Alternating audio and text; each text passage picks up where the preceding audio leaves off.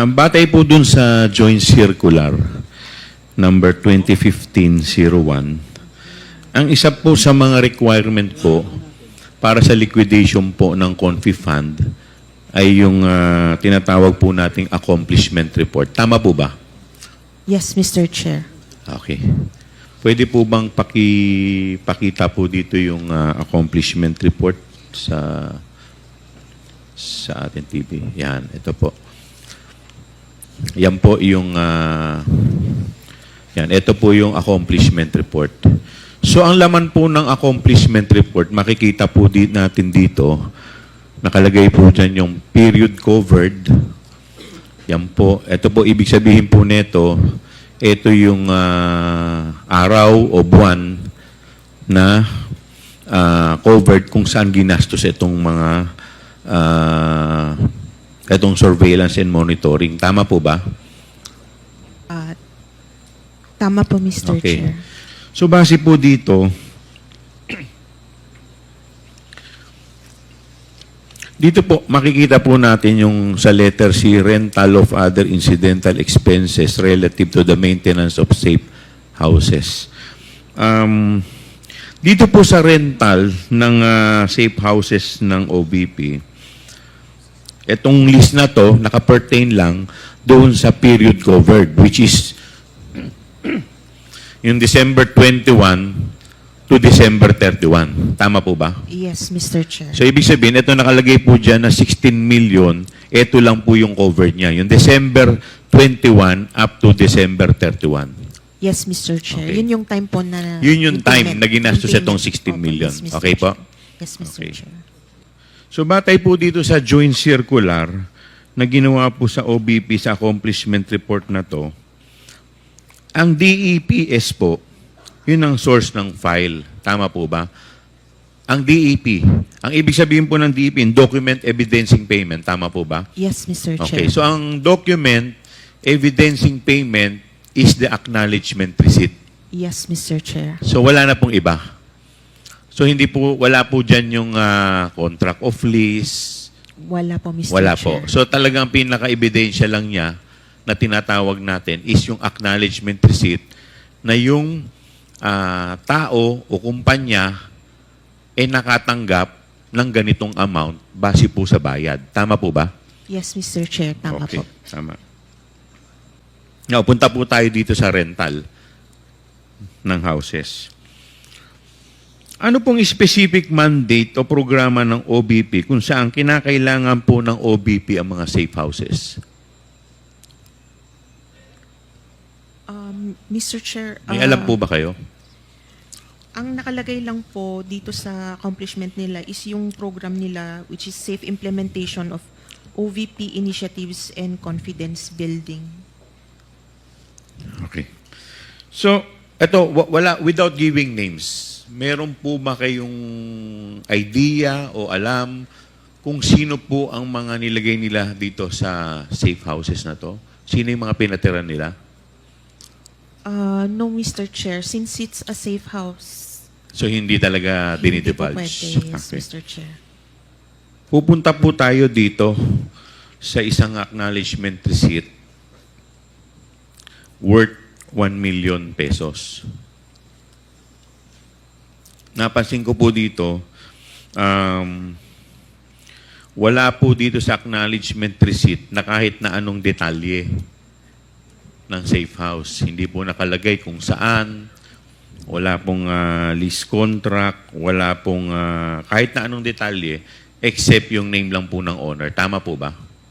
Tama po, Mr. Chair. Okay. Based po dito, sinasabi po ninyo sa liquidation ng OBP Confidential Fund, yung 2022, 34 ang acknowledgement receipt. At tama po ba?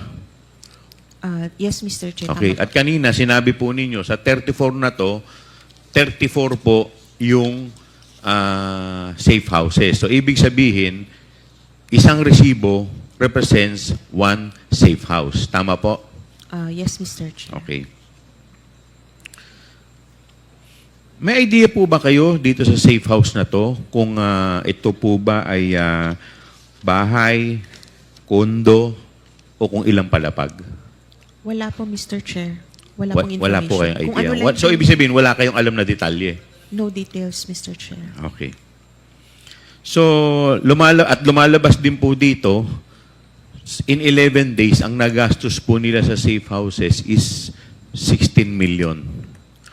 Yes, Mr. Chair. Ayan po.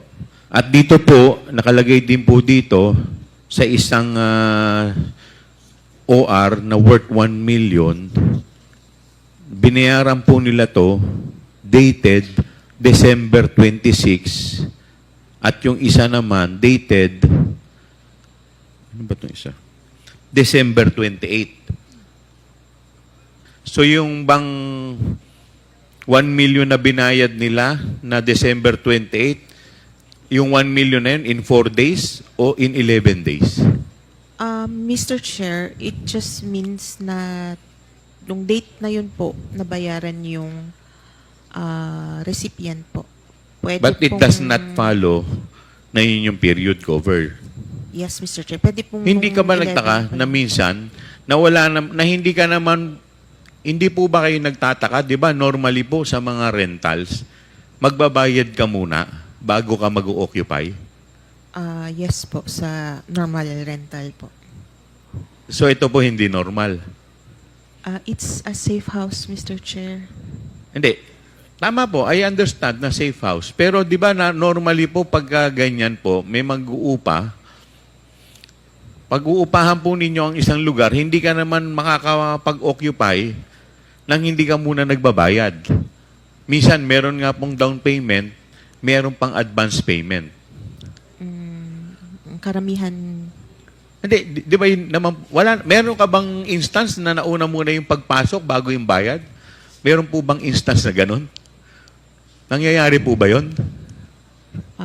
wala po kong information. Wala pong kung may information. ganun Kasi po. ang normally po, Normally. magbabayad ka muna bago ka papayagan ng may-ari na pumasok. Tama po ba? Yes, Mr. Chair. So ito po, pwede rin naman na yung payment ng 1 million is just for 4 days. Possible din naman siya, Possible Mr. din. Chair. Tama po ba? Yes, Mr. Chair. Ayun. Hindi po ba kayo nagtaka na sobrang mahal nun, yung 1 million in just 4 days? Anong klase pong safe house to? May pakikita po ako sa inyong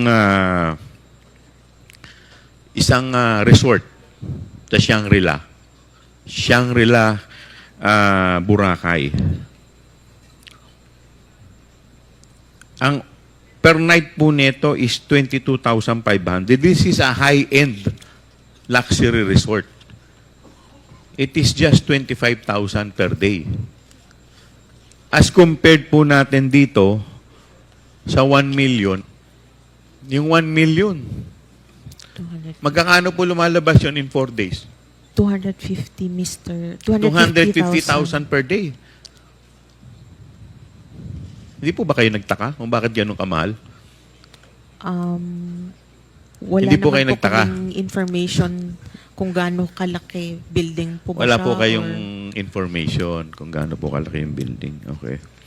Alam po ninyo, medyo dapat, nung tinitignan po ninyo, nagtaka na kayo sa laki po ng rental sa in 11 days eh. 16 million, very glaring na po yun eh.